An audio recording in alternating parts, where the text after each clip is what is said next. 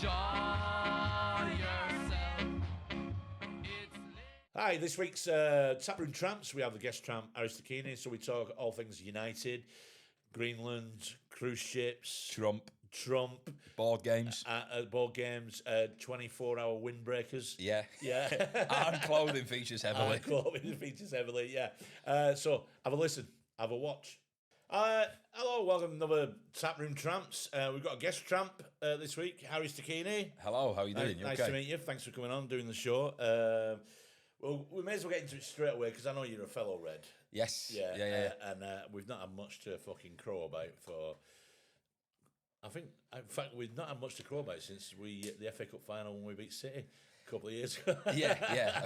A few results in between, but the odd result, but it was unbelievable. I didn't see that coming. No, I don't think anyone did. No. I don't think Michael Carrick did. I like to think he did. I think his time out of football, he's probably been studying, watching all these top teams, and thinking, I could do better than that. I think I know I can beat you. Yeah. Well, I was. My dad's a Red, and my dad was watching it in Staley, Vegas, and he said to me, he said, "You should come and join us for the afternoon." I was like, "You're all right," because I thought we were going to get absolutely spanked. So I thought I'd rather see that in the comfort of my own home and not have to be surrounded by. I thought we were going to get mad. Which pub? The big Wetherspoons? I couldn't even tell you which one he was in. He was with my Uncle Dave, and I just thought I'm not gonna. Yeah, there's a couple of pubs down there where a lot of Reds go match day, watch matches. Oh right, okay. There is, But yeah, they watched the football, and I after about 20 minutes was like, hang on a minute, what's going on here? And then by half time, I was annoyed we weren't winning. Yeah, we should have been. Yeah, I mean, I've never, for the first time in years, after a game, I thought. I know it sounds really bad. Disappointed with the 2-0 scoreline because it should have been 4 or 5. Exactly. Yeah, the Maguire one at the start, like you thought, right, if that goes in, the Dalot tackle, I know you could see that being a red card. You could definitely see it being a red card. But like one of them, had it been a red, would the game have gone a different way? Yeah, of course. Yeah, you don't know. But the thing is, it's one of them you've got to get on with. It's early in the game, so you've got to carry on as your game plan. Yeah. What about the the class of '92 are all over the news because of Scholesy and Nicky Butt taking a piss out of. I watched this yesterday. Martinez. Yeah. I think Paddy McGuinness actually said it pretty well. He was like, if you work in a field where you are basically subject to public scrutiny, I think you just got to take stuff on the chin. And obviously, like. He clearly does have issues about his height. Small man syndrome. Small man syndrome. Evidently, but I just think like if you're a football player, you just got to kind of take it as it comes. And obviously that game, he absolutely bossed Haaland. But I wouldn't be offering a pundit out to say, "Do you want to come round to my house?" Well, I sort of agree with what Nicky Butt said. He's 50. Yeah, exactly. I mean? He's like, grow up. You're taking on old men for, you know what I mean? Yeah. Fight somebody your own age.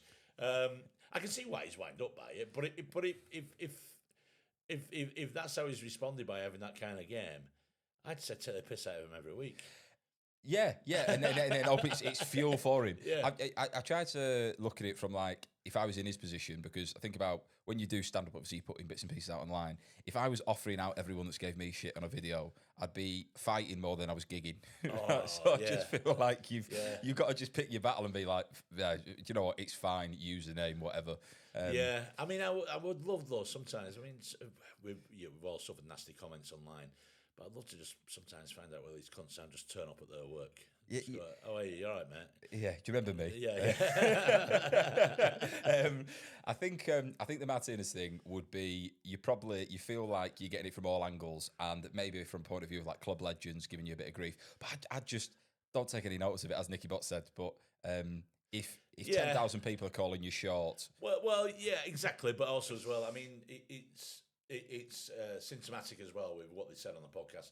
Everybody's looking for clicks, likes, views, everything. So obviously, if they just sat there, the two of them went, I think he might actually do all right this weekend, and the game goes. Nobody's going to listen to the fucking thing. They want. Yeah.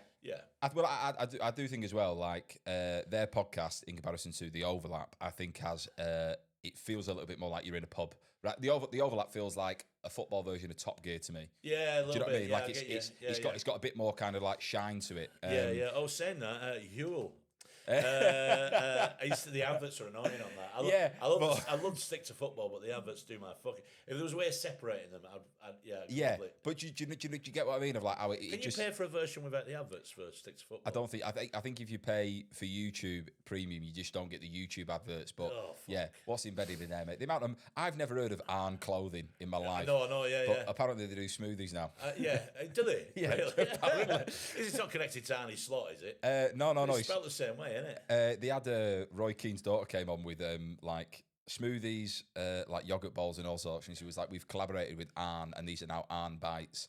And I've never seen anyone wear Arn. I've never seen a shop. Well, they all wear Arn, but they all. I mean, I'll be honest, your pundits look the same. They all wear the same shoes. With the white sole on them. Yeah. They all wear the same sort of like tops. They're all, and they wear these trousers which I'd say are a cross between a jean and a chino. Okay, am I adorning these? Well, but yours aren't full length, are they? For anyone that's got a foot fetish. Grey socks. Yeah. I'm not saying anything, but that's Arnie clothing. I mean, all right, it's probably expensive, but I don't know. It looks like expensive burglar wear. Yeah. What are you wearing today, love?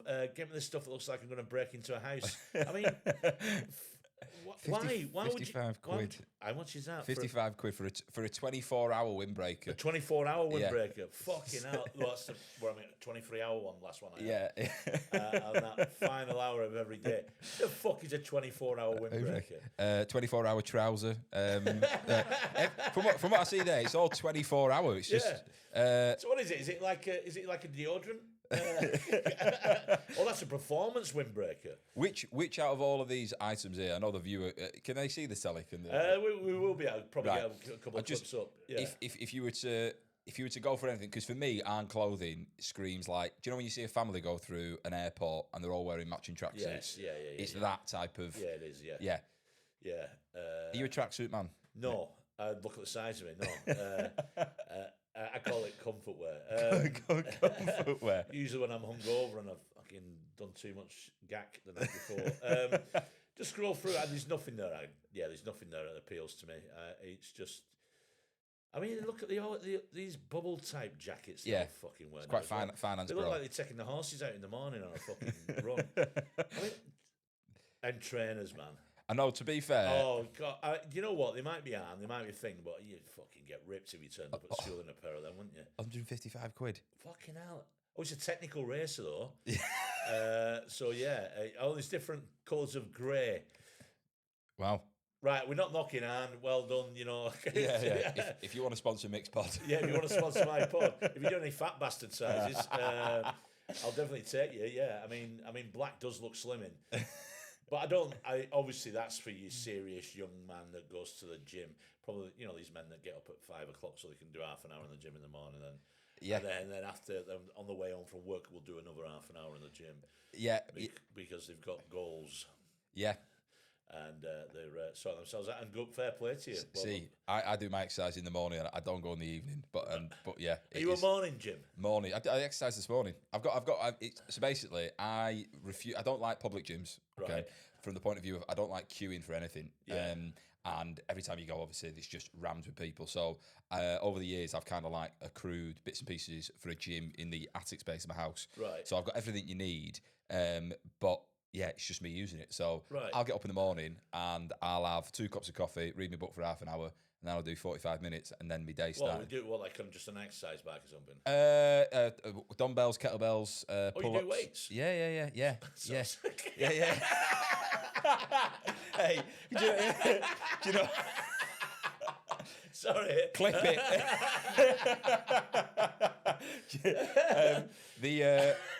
Honestly, the start... yeah, looking a bit lean there. You're looking in good shape. Well, muscles grow differently on different people, don't they? They do. Well, what I'll say is, I started the year with a hernia. Right. Oh fuck. Yeah. So how did you do your hernia? From lifting weights. Fucking hell. Exactly. So that's your technique then, isn't it? Well, you'd say that, but at the same time, basically, I bought a set of 25s, right? Okay, and that's like the heaviest I've been lifting in ages. But I was just like, right, okay, and I could move these around. I was getting all right with them, and I went to go and lift them, literally like 19th of December, And as I went to go and lift the weight, this tennis ball of meat just popped out in my chest. And I was like, oh, so I just pushed it back in and thought, it was uncomfortable, but I just thought that, and it went back as easy as it came out. So then next minute, I was like, right, give it a bit of a breather. I went to go and do it again, and it come out again. Right. So I was like, right, pack it in for today. Don't lift anything. Yeah. And then 4 days later, went to go and do it, another weight session. Went to go and do some rows, and as I lifted the weights, they came out of my groin. So it moved around. Yes, I pushed it back. You can move around. You can have him in. When I've googled it, you can have him. To literally. be honest, I'm that fat. I wouldn't even know if he had one. I don't fucking know if anything pushed out. But I went to the GP on New Year's Eve to go and get it checked out, and basically, had a little prod around. He was like, "I reckon it is a hernia. You'll need an ultrasound. When am I going to get that?" And he said, "In 4 years' time." So I've got to wait effectively to have an ultrasound, and then either the hole be stitched up or they cut it out. So what is it? A hernia is when a piece of internal fatty tissue or your intestine pushes through your abdominal muscles, which clearly I've not got a lot of because it's finding the gaps.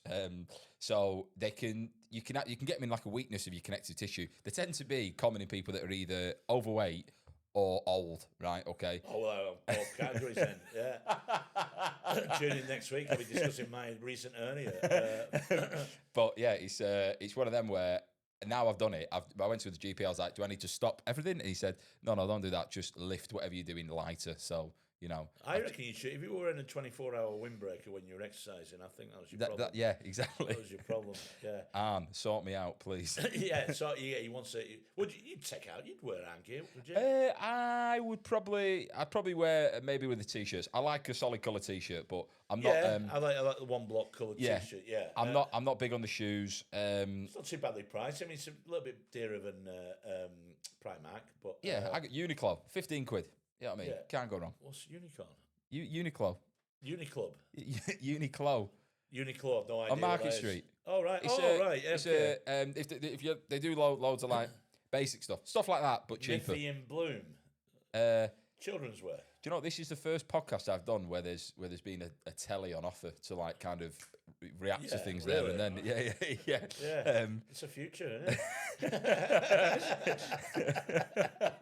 Oh, they've got a bit of colour there at least. Yeah. But it's all just a bit cheaper. Oh God, they look moody, them models, don't they? Oh my God, my mum and dad don't get me. So like him in the middle, fucking hell, but contemplative. I don't know. I keep an eye on these models. They look like they're about to commit a serious crime, But you have quite an extensive wardrobe. I do have an extensive wardrobe, yeah. Yeah, I know you take a lot of pride in what you wear. I try to. There's nothing wrong with that. But I'd tell you what I've been saying now for a while. The youth of today, and this is where I am now, standing like an old man, is they don't seem to be afraid of colour. They seem to be afraid of any colour, any kind of palette. I saw a group of kids the other day I'd say they were all late teens. And all of them had the usual, like the fucking Moncler fucking party jacket in black, and the tight black cargo pants that they wear, and big black trainers. And there's one lad in the middle. He had a pair of jeans on and a fucking beautiful bright yellow Adidas tracky top. Oh right. And a pair. I think he had a pair of Adidas trainers on. And he stood out like a sore thumb. I thought, fucking fab. It would have been weird if I got up and went, "Well done, young man." Spotted you from a mile away for daring to look different. But he did. He stood out a fucking mile. I thought, well, good on you. You don't look like the rest of your fucking I get that. Ninja mates. But what I would say is I think young people now are a lot more fashion conscious than young people were 15 years ago. I feel like it's a lot more, brands are a lot more prevalent now. Like I see, you say like Moncler, for instance, loads of kids wearing like North Face 110s on the feet. It's just like, it seems it's a lot more materialistic. Well, all brands like Ellie Hansen are coming back and so on, which were popular in the late 80s and 90s. Oh, right, okay. Yeah. Which is good gear. I mean, you're not seeing. I mean, the badge is still there. Respect the badge. Yeah. The Stone Island boys are still there. Yeah, they're mad. They're mad expensive. They are mad expensive as well. Just to get ripped at a football match as well. I don't get my head around that. Yeah. Henry Lloyd, I think he's become back. Lacoste is coming back. I used to have a pair of Lacoste white, and they had Velcro straps across them. You had Velcro. Yeah. I was probably about. You have to say you're 5. Because if you tell me you were 20 and you had a pair of Velcro trainers, I reckon I was probably about 11 or 12. Oh my! Yeah. What, you couldn't tie your laces. No. Wow. So how old were you when you started tying your own shoes? Mate. I bet you wore them slip-on Skechers. I God, bet you no. seen Jamie Redknapp advertising them and thought, fucking there for me then. Yeah. Jamie Redknapp did advertise them. Yeah, he did, yeah. I've seen it on a billboard in London. That is... right, okay. Just going back to Iron Clothing there. Iron Clothing with the stick to football pairs very well. Yeah, it does actually, yeah. Slip-on Skechers with Jamie Redknapp. No. Jamie Redknapp is a very handsome... He was married to a pop star at one time. Yeah, and then... He's a good-looking bloke. And now he's comfortable. And I've walked past him once at Euston train station. He's taller than you think as well. Really? Yeah, smelt good as well. In fact, most professional footballers, I've talked about this before, most professional footballers I've walked past have smelt good. All right. And nobody smelt as good as Robbie Savage. Okay, yeah. I mean, that smelt real good. I reckon, I think he was wearing Tom Ford. Tom Ford, definitely, yeah. All right, okay. Yeah, not the snide stuff like I get. Snide Ford, I get. Yeah, with Jamie Redknapp, I didn't really watch him a lot when I was a kid. How good was he as a player? He was a good player. I think he was blighted by injuries. He was injured quite a lot. Right. But he was actually a decent midfield player. Wasn't the most mobile, I'd say, but he was good in the middle of the park. Had a shot on him, good passer of the ball. All right, okay. But from my memory, he struggled with injuries quite a bit. Yeah, he was a decent player. Yeah, he was a good player. Wasn't too bad because I play comedians five-a-side, right? And he stopped doing comedy now, unfortunately. But Simon Lomas, is a real dark horse when it comes to football. Really? Yeah. Like, obviously, for those that don't know Simon looks like Napoleon Dynamite. I think that's a fair assessment. Yeah. Very funny lad, but a beanpole. And when he played football, he was like a terrier and just fearless. And had not a bad touch, not a bad shot, and all the rest of it, but just very unassuming. And I was like, shouldn't judge a book by its cover. No, you shouldn't. Yeah, there's a lesson for us all, isn't it? Yeah. Aaron Wood came to play football one time, and I said, "You're never coming down again," because he was running around hugging people, and I was like, "You got to play to win." You know what I mean? I was like, "It's got to be competitive." He's going around hugging people. He was just like sitting around. Effectively, I was like, "This has got to be serious." And he shouted at me. He said, "All right, Dad." Yeah, and I was like, "I want to play though." Yeah, but you're playing football. You got to play to win. Yeah. It don't matter what it's playing. If it's a kick around or whatever. You know what I mean? Yeah, just a level of competition. Yeah. I seen there's a playing field where I walk my dog, and there was a kid in goal. He's only tiny. And his dad was blasting in fucking penalty kicks, top right corner to fucking cheering. I'm going, yeah, fucking too right. He's probably only about 4 foot, this kid. He couldn't get near any one of them. We had the gloves on that, so his dad wasn't making it easy for him, which I quite liked. His wheels are stuck in the mud. Yeah, I just like the fact that he'd gone home after kicking about it and gone, how'd it go? Son, and his dad's gonna fucking batter him. I won man of the match again. Yeah, no, you can't. I can't. Yeah, if I'm playing a game of pool, I want to win a game of pool. That's why I'm not really good at playing board games. I tend to get flipped or I walk out. Yeah. You'll flip the board. Yeah, I'll flip the board. Yeah. Right. Okay. Do you know what, Mick? I'm not surprised at that. I reckon if I get into something, it's got to be one. If we were playing Monopoly, okay, and I maybe saw you were on your last legs financially, and you landed on Mayfair, right? I think for the benefit of the game, I'll let this one pass. Get to go, and you can pay me on. Won't even get that far. Won't even get that far. As soon as I was hemorrhaging money, fuck this. It's for kids anyway. I'll be out. Yeah, that's the beauty of the modern day phone as well. You can always pretend you've got a call or. Yeah. So, sorry, I've got to take this. Yeah. What was your favourite board game of choice? I haven't got one. I find them. I used to like Trivial Pursuit. That was good. Yeah. But I get angry playing that as well. Yeah. The worst thing to play Trivial Pursuit is in pairs. So you take turns to answer a question.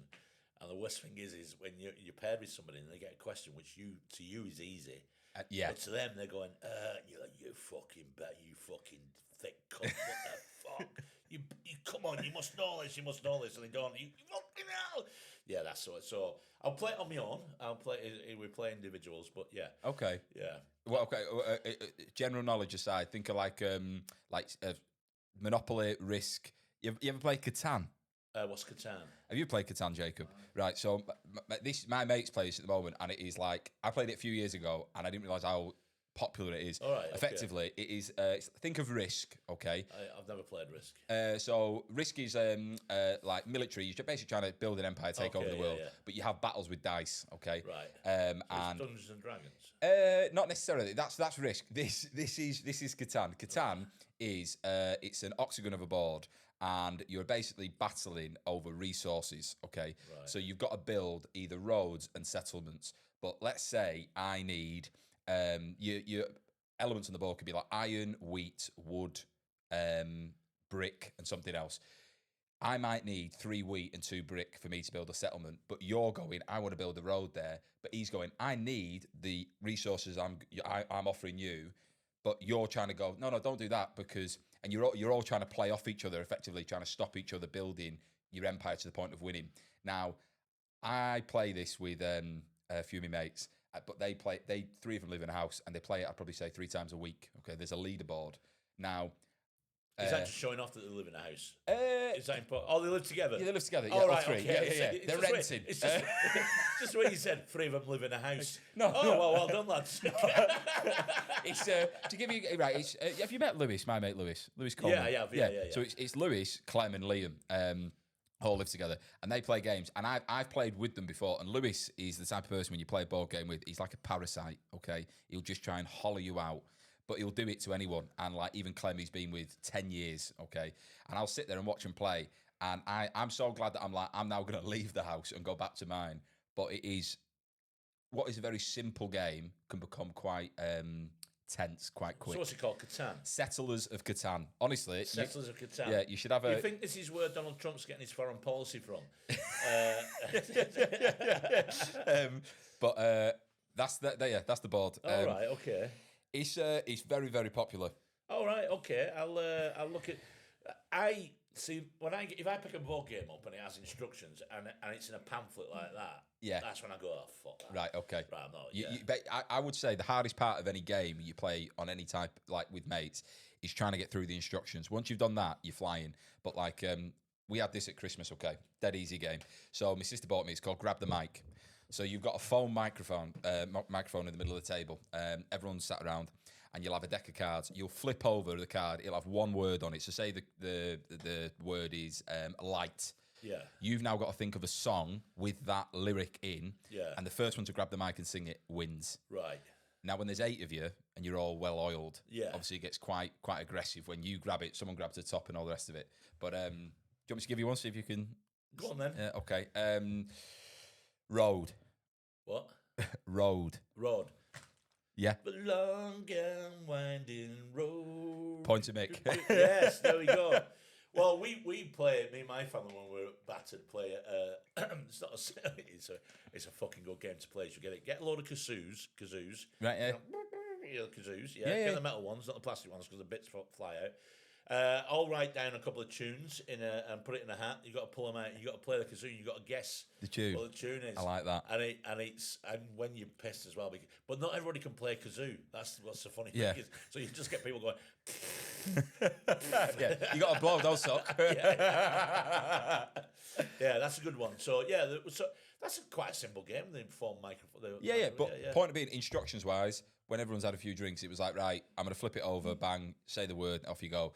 And what I would say is, there was someone who was a massive Swiftie, right, sat in the group, and I would say they must have had. I mean, she's done about 4, I think, just short of 4 million tunes now. Yeah, well, I think this person knew 399 million of them. It was honestly, but like you might sing a few bars. Zoe did a chorus and a verse easy every time. Wow. And it was, don't get me wrong, great voice, but I was like... Oh, thank God for that. Yeah. Oh, no, in fact, more annoying. It'd have been better if she was absolutely terrible at singing. Just after about the 5th time she's done it, you're also like, oh, please. But, stop. Get the katana out. Let's play for territory. A colonist strategy. Yeah. Now... This is sort of a problem I've got a little bit now. It's like with TV as well. And do you watch Traitors? I don't, but I know what it is. I don't watch it, and this is a bit of a problem I've got now with society at the minute. Traitors is another one on TV shows. There's quite a few of them now. It's about shitting on people to win. Okay. And that seems to be the attitude now. And Isn't that Monopoly as well? Well, yeah, but I think exactly, and I think it's creeping over into society in general. That's how people seem to be behaving. There has to be a winner and a loser. Okay. In every interaction, which is not right. It's not right at all, and that's why I can't watch traitors. I don't like anything snide like that. I don't like snide fuckers. Are you good with a poker face though? Yeah. Okay, so do you reckon if you were on it, you'd do well? I think so. Yeah. Okay. My understanding is obviously you've got to play people off as like I'm not the traitor, they're the traitor, and then obviously the last person standing is the winner, whether or not they're the traitor or not. That's what I understand the game itself anyway. Yeah. Like they've got challenges. You know what I mean? I've not done that. I think Jacob's the person you want to send out. I vote Jacob as the traitor. You then leave the game. Right. I can understand why it makes good telly for sure. Of course, yeah. But it bleeding into today's society. There's probably I think things are a lot more transactional now. You know what I mean? It's a lot of me rather than us. Yeah, of course, yeah. That's what I mean, and that's why I don't like. There's a few game shows like on TV. There's one that's a daytime one that's what's she called? Who used to be married to Les Dennis, who was on Britain's Got Talent. What's her name? Blonde. Amanda Holden. Amanda Holden. There's a game there where at the end you can get through to the end, the two of you, and one of you can make a decision. You either split the money or try and steal the money from the other person. But you both go for steal, none of you get the money. Right. Okay. But the amount of times that both will go for the steal, you just go, you piece of shit. This is fucking. Yeah, just split it. Just split the fucking money. Yeah, exactly. But I'm wondering then whether they're encouraging some people saying, look, please, say you're going to steal the money because otherwise this is shit telly of everybody. Exactly. We'll just share it. Yeah. All right. Life can be an happy ending, can it? Yeah, it can. Yeah. So I've not watched Traitors, and I can understand. I mean, it's a phenomenon, right? I mean, it's fucking huge, you know. But it's not for me that kind of telly. No. I mean, reality telly doesn't tickle me at all. Well, yeah. I mean, isn't Love Island about? Isn't that snidey as well? Isn't that about? Building side. Do you watch Love Island? Don't tell me no, I don't watch it. Jacob, you're a big Love Island fan. I think I've watched like 2 seasons, forced to by my missus. You were forced to watch it? Yeah. Serious? What kind of relationship you in, pal? That sounds quite. It sounds quite controlling, eh? They do a split of steal of the prize money. Yeah, we do a split of steal. Yeah, I know it's a snide. It's about snidey behaviour, isn't it? It's the whole thing. Building alliances. And Big Brother's become like that. It's about building alliances within the Big Brother house, isn't it? And siding with people to try and get. Well, you said about Donald Trump got his policies from Catan. I was watching a clip of it. So I'm not massively political, right? Like I don't watch the news. The news to me is like a series, right? And you don't watch the news? I don't watch it. No. Wow. Have you heard about the Titanic?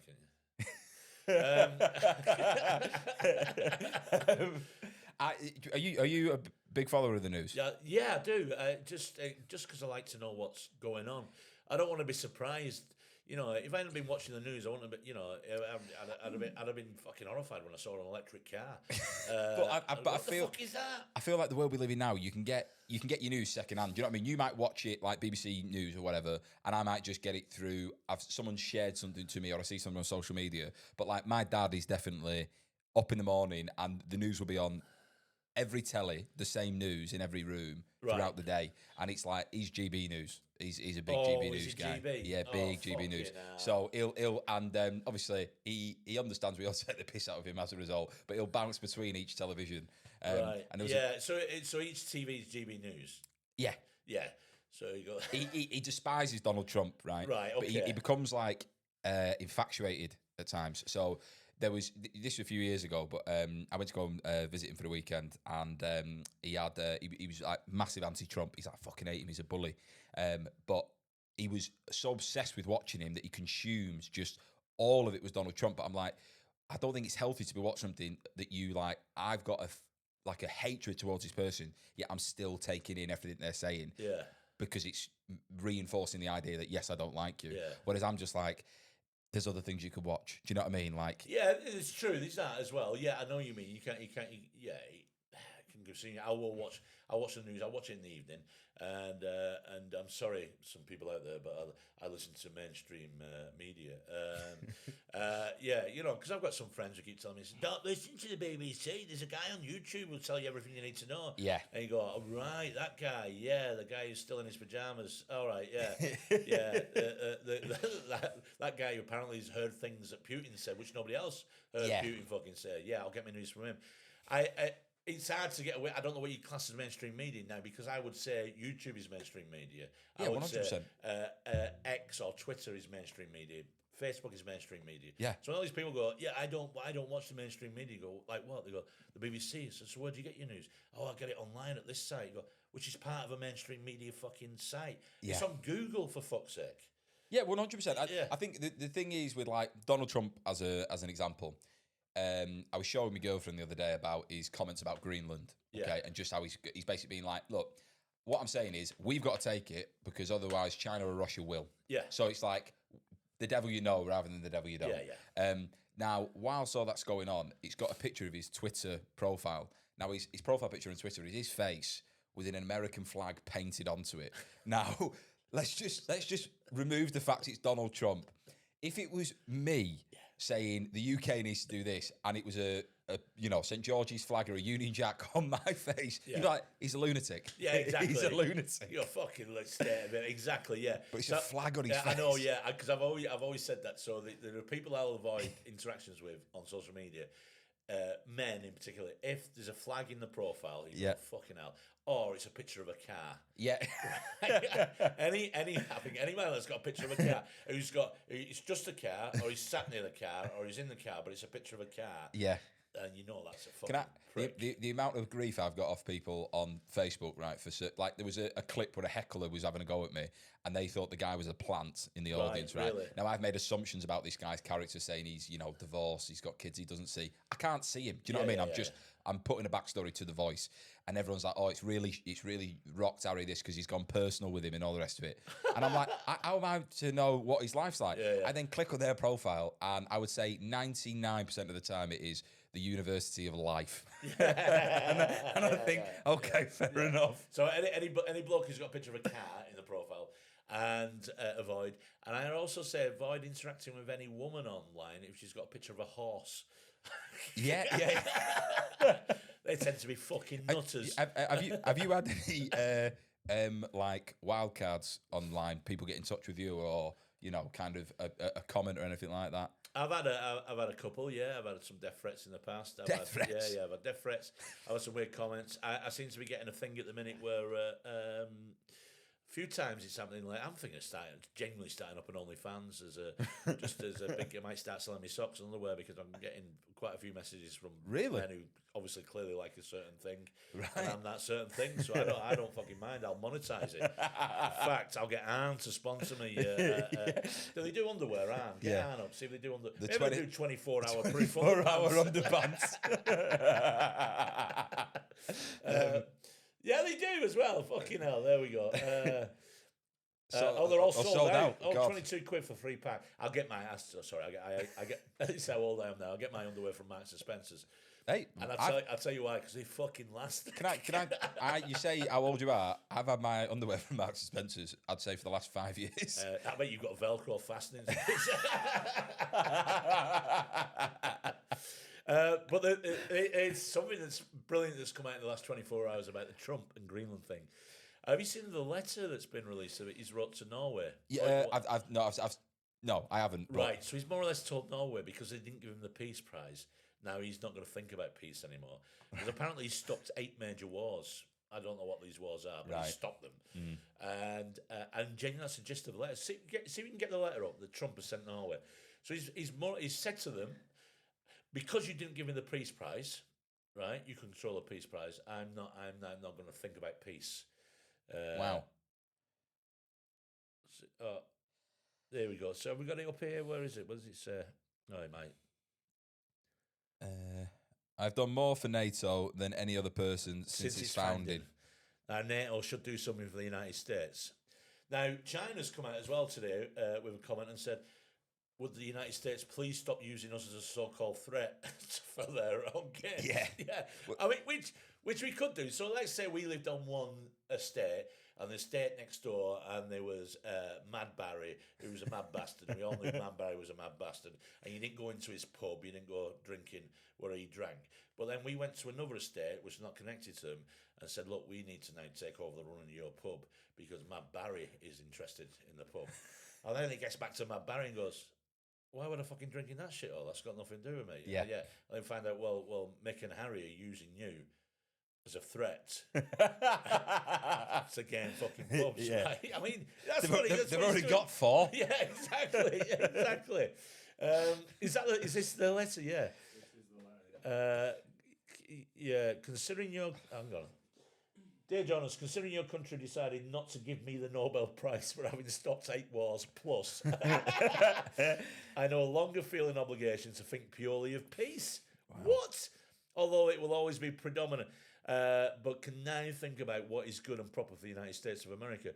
Denmark cannot protect the land from Russia or China, and why do they have the right of ownership anyway? There are no written documents. It's only that a boat landed there hundreds of years ago, but we had boats landing there also.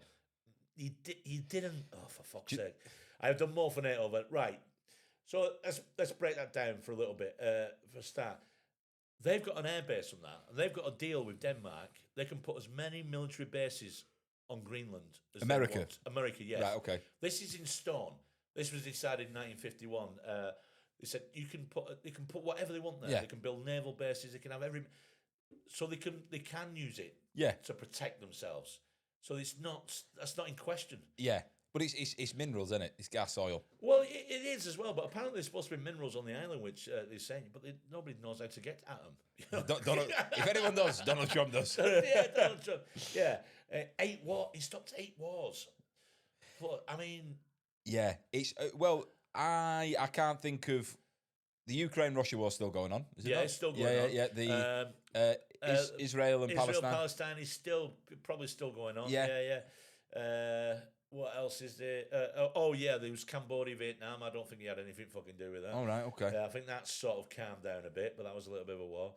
Do you know what I really love is the idea of like, how does it look? How does he actually stop these? Is Donald Trump like? Does he show up there? Does he send a delegate? Is it like? Is it an email? Is it a voice note? Is it a phone call? Is it a Zoom? Do you know what I mean? Imagine if he got all the world leaders on a Zoom and he goes, listen, right, if you lot pack it in, Norway are giving me a peace prize. Exactly, yeah.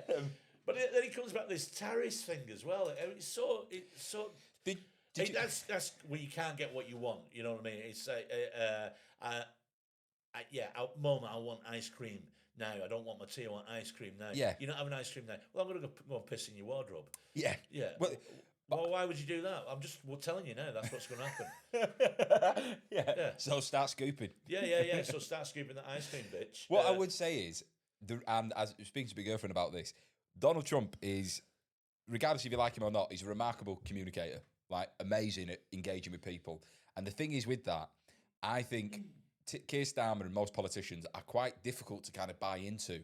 And Donald Trump, because he just kind of says it in a way in which, if you're not massively clued up on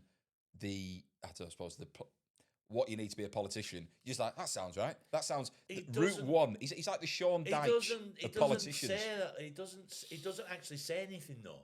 So he could be talking about Greenland and go, Greenland, we need Greenland.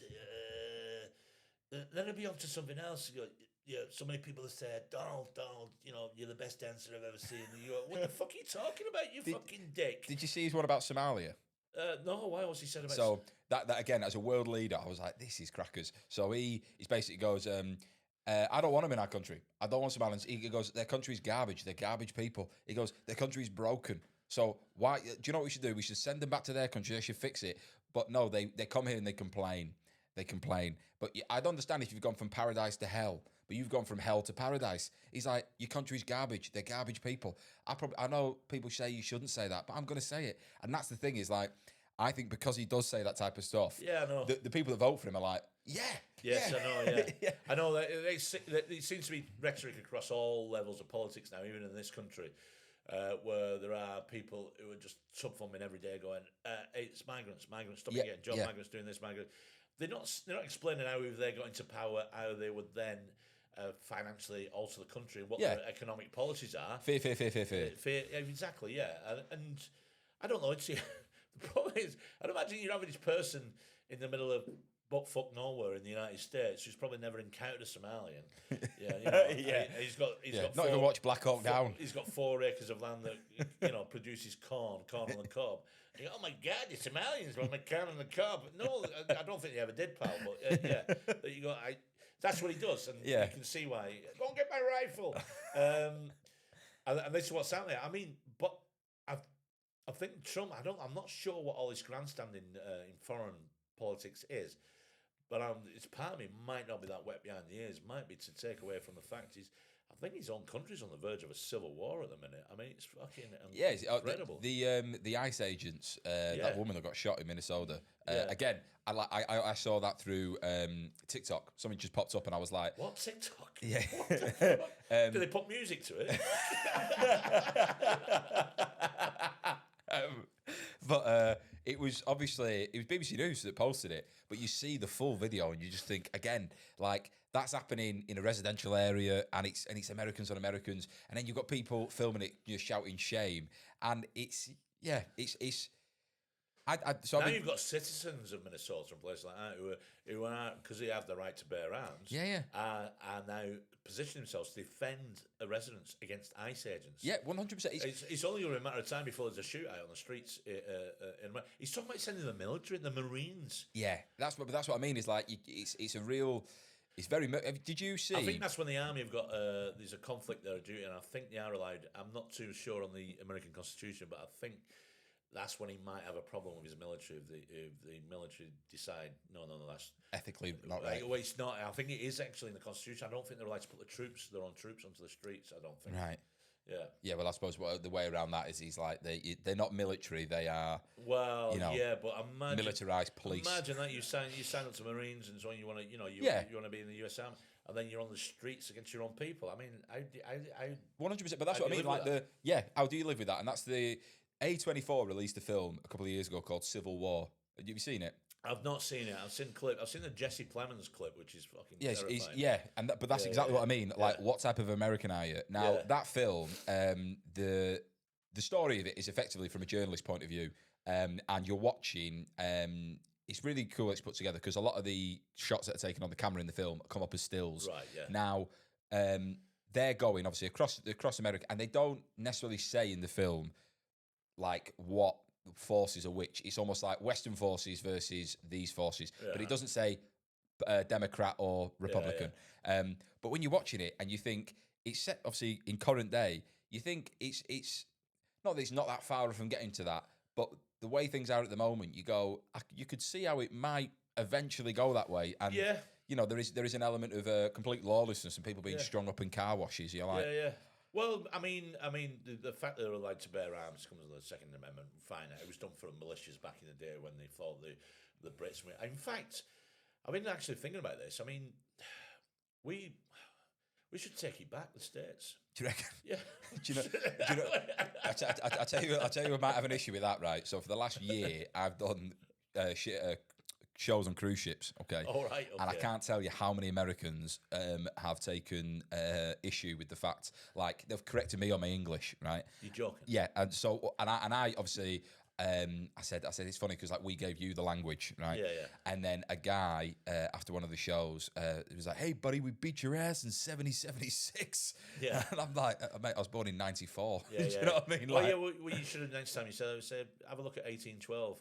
They don't like to talk about that. What happened in 1812? 1812 there was a little bit of the war against us again. We were the Canadians, and so it was the Brits and the Canadians, and they went into Washington, burnt down the White House. Oh, is that right? And that's why it then got called. Yeah, and then they left. Yeah. Oh, right. Yeah.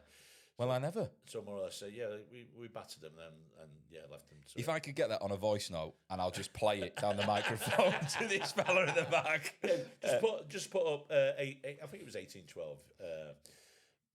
I think it was more or less like But See, now if a Yankees wrote this Wikipedia page, it'd be completely different. United Kingdom allies in North America began when the United States declared war on Britain. Yeah. All peace terms were agreed. Yeah, the peace treaty of Ghent, the war did not officially end until the peace treaty was ratified in the United States in 1815. So yeah, we give them a bit of a kicking on that, but they don't like to mention that. Well, of course, I mean they don't. I mean, in American schools, the Second World War didn't start until 1941. Really? Yeah, and the First World War didn't start until 1917. The years they got involved. That's crazy. Yeah, it is mad. Yeah, yeah. But that's how they view themselves, and that's it.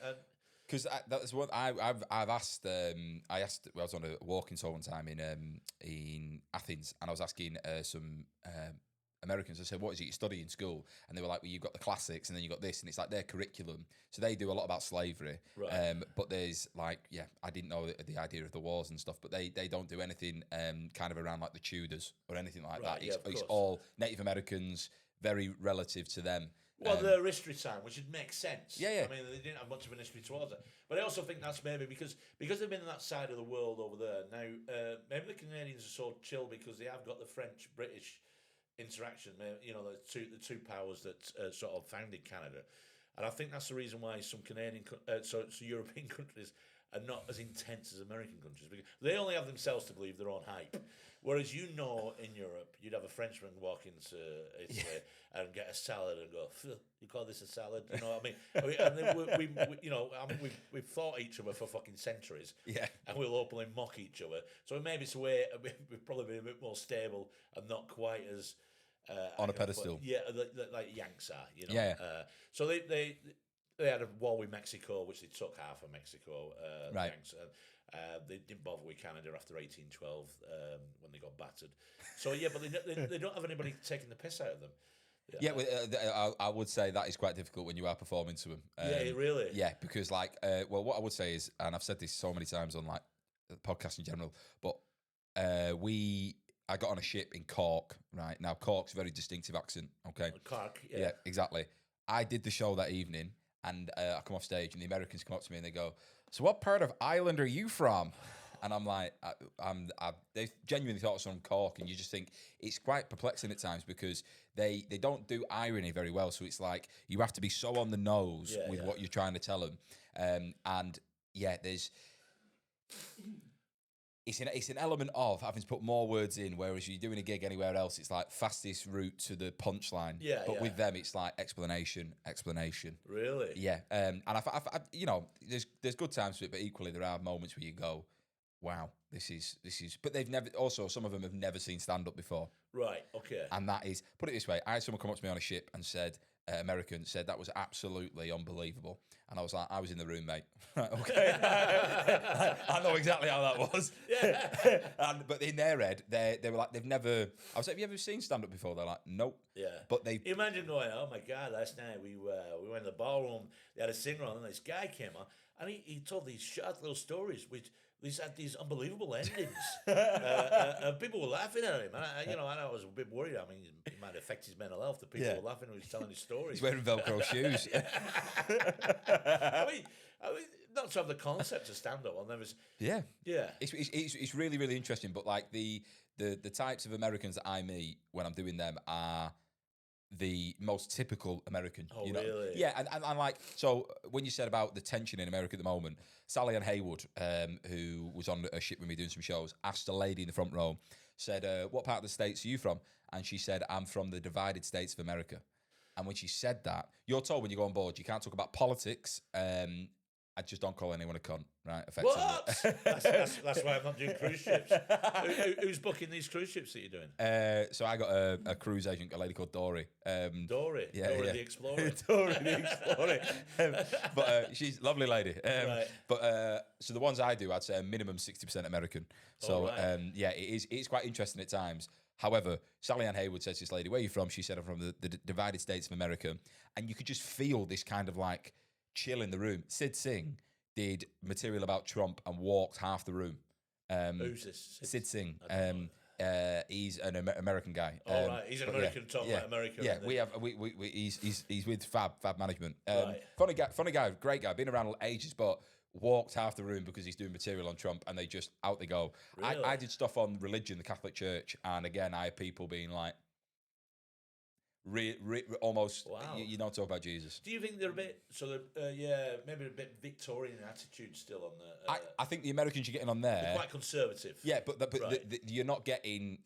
There's Americans come up to you that go, "That was great. We thought that was fantastic," but then you get the majority of them want like flavorless food. Do you know what I mean? Like they're there to be entertained. They don't want to be challenged. They just want to be entertained. Yeah. And they've booked the cruise. They've not booked comedy, so the investment is so low. But it's really interesting because, as I say, they're not like the Americans that you see that are in New York and stuff like that. It's a lot more kind of elasticated clothing. It's like Wall-E. Yeah. They're not bad people. It's just like when you're doing stand up to them, you do have to kind of stay within the lines. Right. Okay. Yeah. I mean, to be honest, the cruise ships I find terrifying. As a comic, I don't know if I could do them because I'm not very good at being. I can't help myself. So I says, don't mention this, don't talk about that, and then my brain goes, "Oh, that's what you must talk about. You must talk about all them things we told you not to talk about." And my mind will stupidly say shit like that. Yeah. I the thing that I find most uncomfortable in general is. Obviously, if you do a show on land and it goes bad, you just don't see them. Do a show on land. Yeah. But when you're in the middle of the Mediterranean, if it goes wrong, you see them. So like, I've had really nice interactions, and then equally I've had interactions where people have very like 9 o'clock in the morning. I'm trying to just eat my breakfast, and they're coming over being like, "Hey, buddy, rough show, huh?" Yeah. And you just sat there thinking, I'm there as staff effectively, so when you're in these spaces, you do have to just be professional all the time, and that's the thing that I think is quite tiring of it, because it's not a holiday. Do you know what I mean? Like you're there to work. So the best time being on the ship is, say if you get on Monday and you're performing Tuesday night, that all day Monday and all day Tuesday is great because you're just anonymous. Right. And then it's when you get into the lift on Wednesday morning. Yeah. And I don't think you're anonymous. They're probably looking at it and going, "You see that guy over there? He's not even got any elastic on his trousers." He looks a bit slim to me on this trip.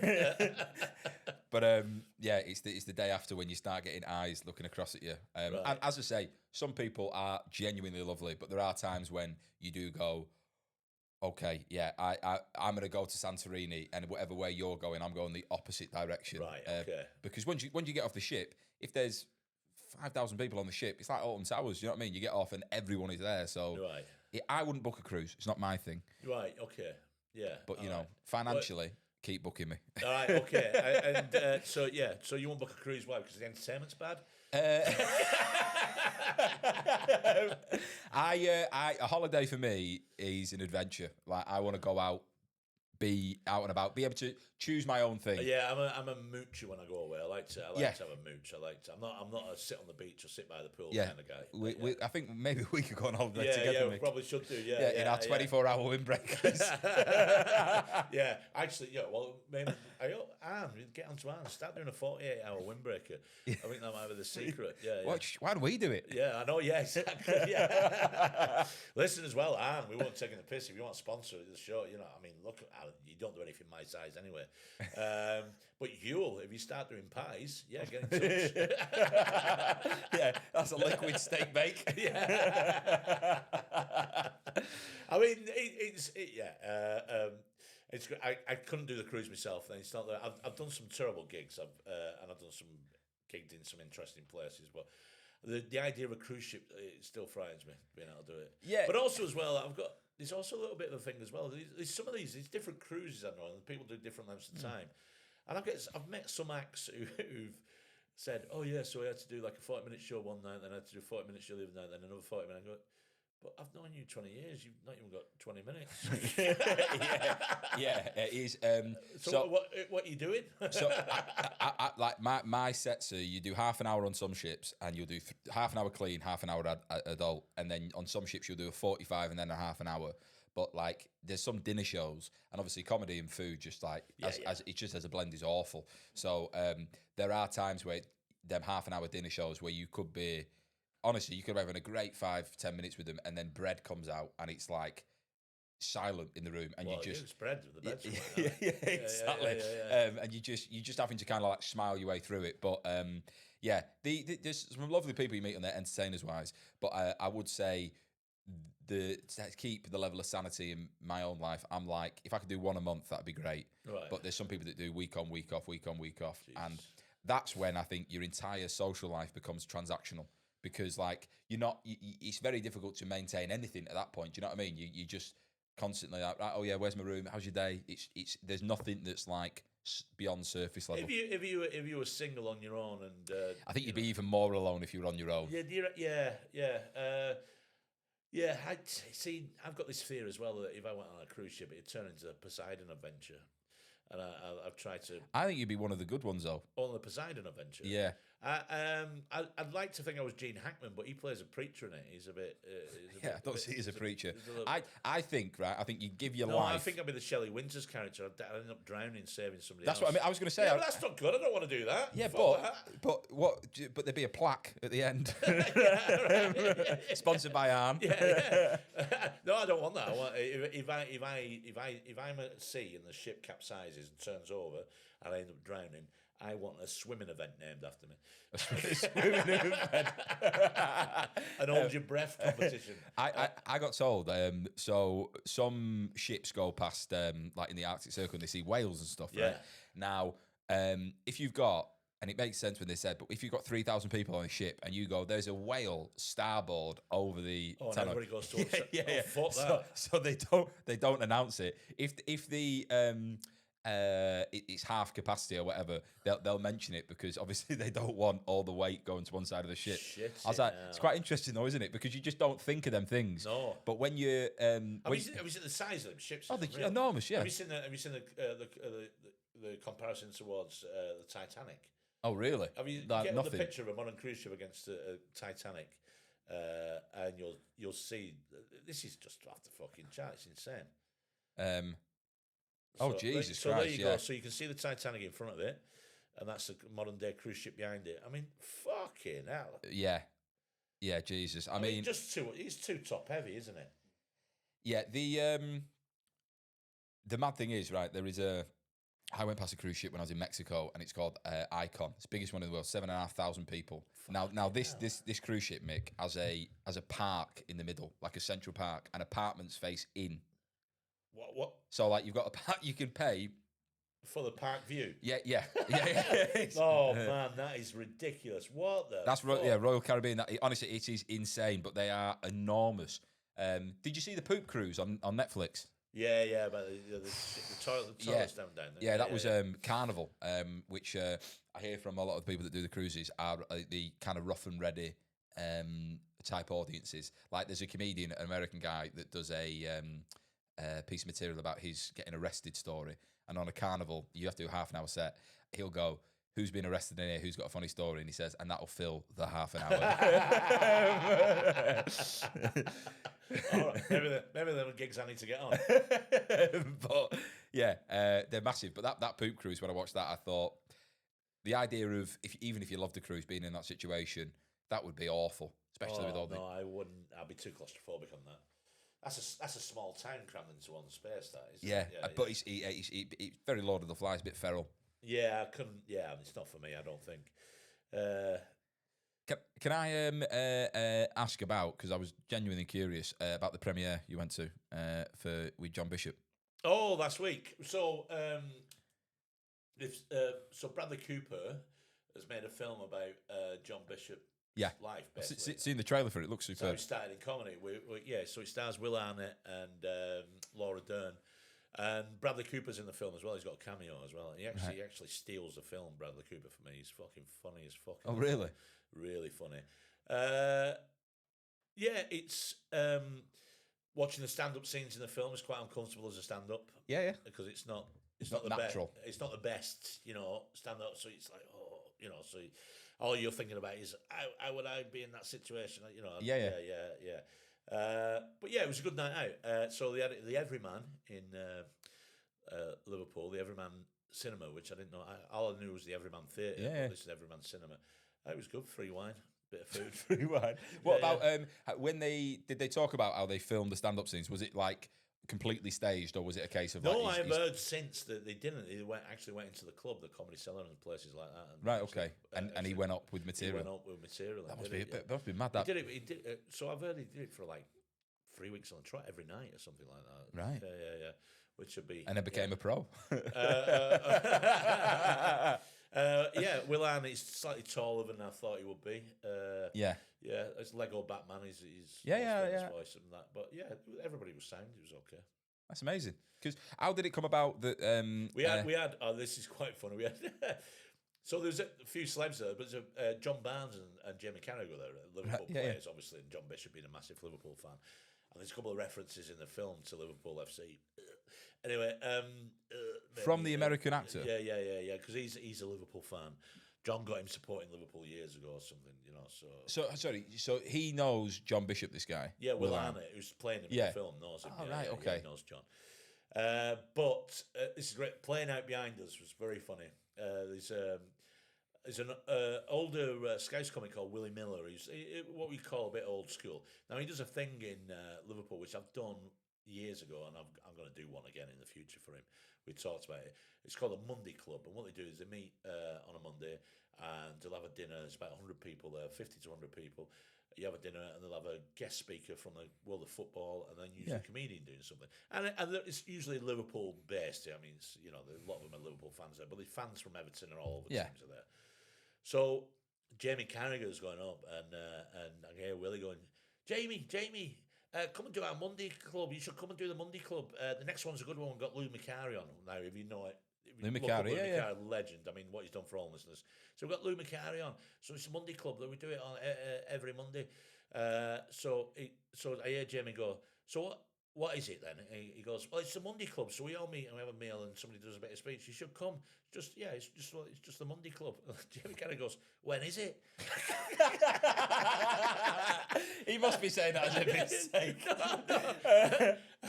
I heard Willie go, it's a fucking Monday, Jamie. Do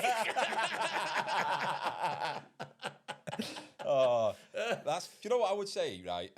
On Jamie Carragher, he gets loads of grief, and like he talks about it on Stick to Football, like obviously when they in the comment section and stuff like that. But I think he comes across really well. I think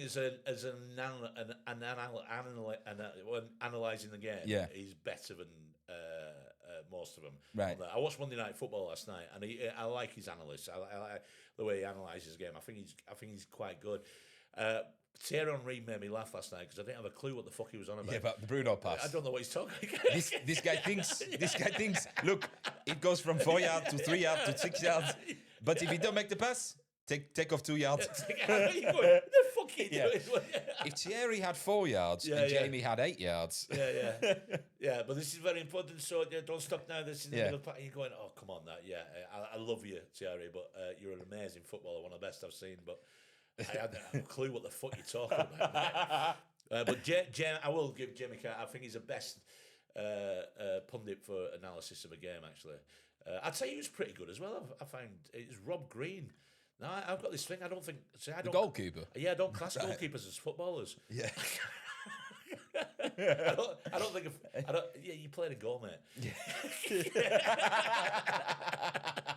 Rob Green did a lot of picking the ball out of the net as well. So but he's actually a good pundit. He's actually really, he's really. Is he good. the one with the mad finger? Yeah, he's got the mad finger. Every time I see it, I go, stop it. I'd make him wear gloves on telly. Yeah. It's wild. Apparently, it's from where it's trailed along the ground, like when he's gone down every time. Yeah, but yeah, he's horrific.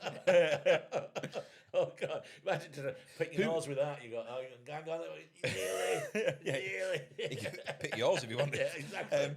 And is at the same time. Yeah. With players today, who do you look at and think? Because obviously, I grew up in an era where Carragher and Neville and Keane were all playing, but I remember like my dad talking about Glenn Hoddle being like hell of a player, unbelievable player, great player. But like I was a bit like, he's a fucking Glenn Hoddle. But like nowadays, I think like who's going to be that kind of the players now who are going to be great pundits down the line, who got that personality about him, like James Maddison seems like he's got a bit of personality about him, just as a guy. But whether I don't know what his footballing analysis would be like. Yeah, there's not many make good pundits. Right. A lot of them with the sound bites. I mean, in fairness, Alan Shearer's become a good pundit, but it took him years. I remember when he was first on Match of the Day, and it was like stiff. It was quite uncomfortable watching. But he's got better as time's gone on. So maybe they like in the football career, a bit of experience behind them, they get better at it. I don't know who's going to be the pundit of tomorrow from today's game.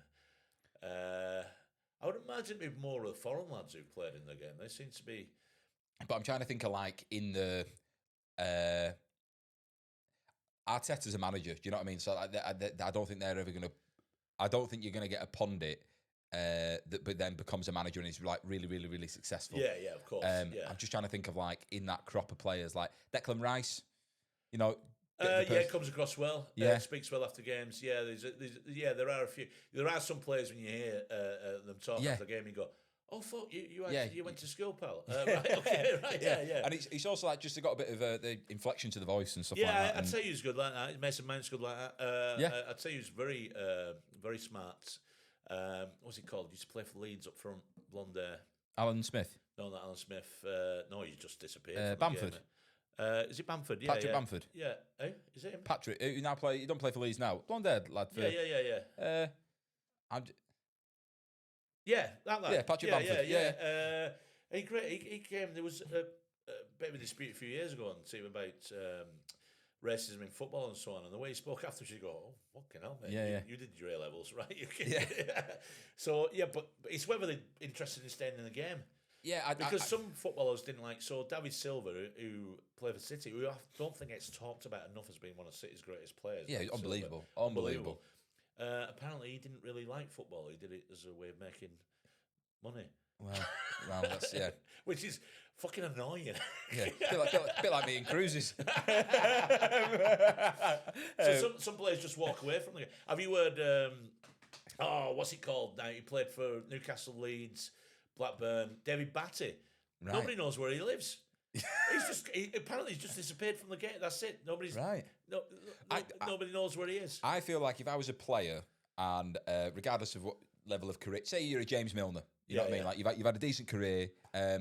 After that, I think I would be more interested in going into coaching, but like at a under 18s type level, because the idea of like being able to be like, look, I was mint at what I did, and I played until I was. He's 40, isn't he? Something like that. 40, and just being like, look, I'm going to give you the basics, but just kind of getting a sense of people being like, you ain't got it. Do you know what I mean? Yeah. And I feel like I don't know. I think that's a bit harsh on under 18s. I think one thing Fergie used to do is always give them a chance to that growth spurt, always until they were there before they made a decision.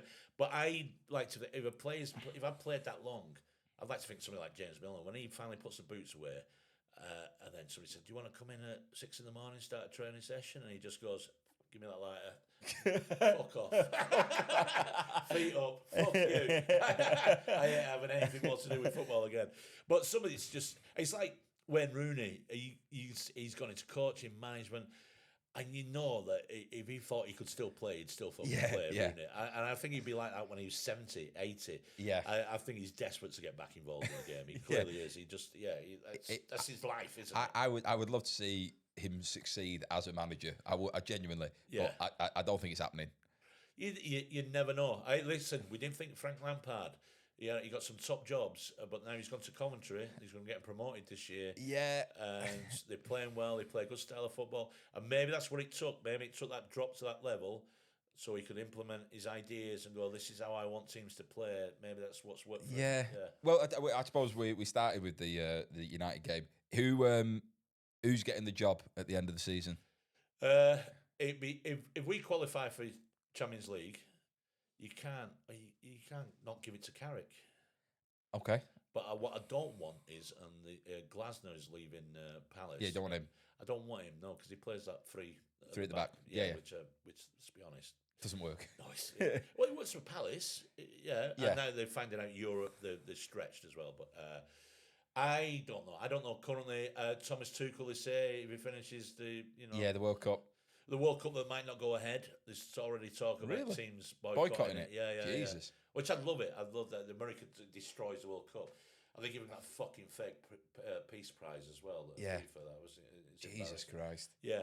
But there are some countries telling their fans not to risk going to the World Cup because they might not be allowed in or they might get... Yeah, I've seen that, the list of countries where it's like, basically, you're not getting a visa. Yeah. Somalia's on it. And it's a shame as well, Greenland have got a great team. I think we'll wrap it up there, actually. Yeah, so Patrick Bamford, my pick for a pundit, future pundit. Okay, Yeah. Patrick Bamford. And who are you going with? I'm going to go Declan Rice. Declan Rice, a good shout, actually. Yeah. I think he's a good-looking lad and articulate, and that fits well. He could be the Gary Lineker. He understands the game. Student of the game. The student of the game. Oh yeah. Student of the game. Student of the game. Oh my God! Right. So yeah, thank you very much. Thank you very much for having us on. Really appreciate it. Thanks for being a guest tramp. Thank you very much. Yeah. Anything you want to plug quickly? I've got a podcast myself, All Made Up Podcast. You'll have to come and do it. Okay. It's a game. It's a good laugh. It's a game. Yeah. So. He's all right. But yeah, we're online. You can find us, and I'll be on tour later this year. So yeah. I'm not with that.